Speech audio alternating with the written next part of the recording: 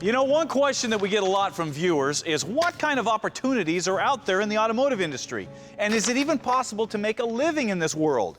Well, in spite of what you may think with the economy being sour over the last few years, there is a huge demand for people that can work with their hands, that have a skill, and have the guts to start their own business. But don't just take my word for it. Let me show you an example. Greg Price has always loved cars ever since he was a kid.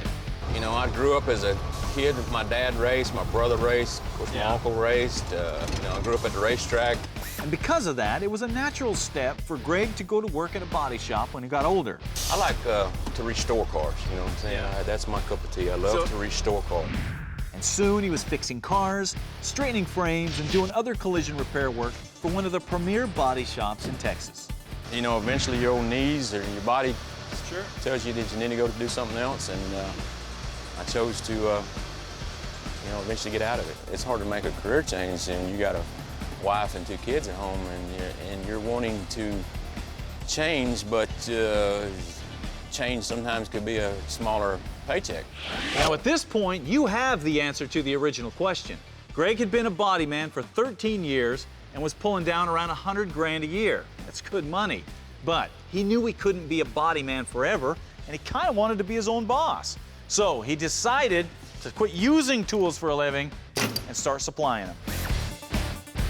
Since Greg had been using Cornwell Tools for years and knew their reputation and quality, they were the logical choice to start a business with. So I had a dealer that was running this area previously, and at 70 years old, he decided to retire. And he told me about Greg and said that they had been friends for years, and he wanted me to talk to him about the tool business. But that doesn't mean it was an easy road at first. First day out, me and Larry is in DeSoto, Texas. Man, I'm gung-ho with let's go sell some tools. I haven't driven a truck much. We left Corsicana, Texas with a half a tank of fuel. First day out, by lunch, we're walking. We're out of fuel. Realizing that the success of his new business hinged entirely on him and how much effort he was willing to put into it, what's happening? Greg began to put in the time building relationships and taking care of his customers. I like it. I'll take it. You want one? All right. I'll get you one out there and ran you in the box. This is my demo and bring you one in. Okay, that'll work. I appreciate it. The trust factor, I think, is one of the #1 priorities in this business. You gotta trust you that you're gonna be there. Let's say my stop's Thursday at 4:30 in the afternoon. Give or take 15 minutes, I'm gonna be at that Thursday at 4:30 in the afternoon. But he not only takes care of his regular customers, It's a car already? Away at it. he's always on the lookout for a new shop or somebody that might need his tools, no matter what box or other sets they may have. Because guys are always looking for quality tools. I'll come out and let's look around on the truck. All right?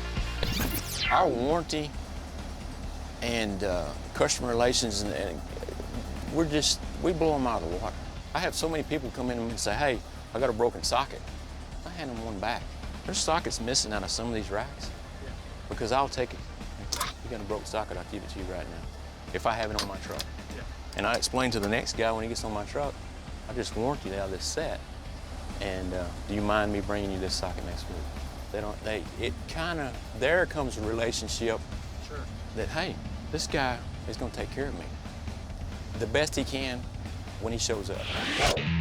Pulling on his extensive knowledge of tools and all those years in the body shop, Greg is able to keep all the latest equipment flowing right into the hands of the guys that really need them and don't have the time to go look for them at a store. There you go, Burns. Hey, man, I appreciate you, buddy. And on any given day, his stops will include body shops, mechanics shops, specialty shops, race shops. There's even people that just walk in off the street and buy stuff. Because there's nothing that attracts a car guy like a big flamed tool truck. So, was it worth it? Well, in a little over a year's time, Greg has become one of the top Cornwell salesmen in the country. You know, you can be a guy that says, you know what, I really don't want to get up and go in the morning, or you can be that guy that says, hey, I'm going to be the first guy at the stop. What's it like being your own boss? And it's great. Wouldn't change it a bit.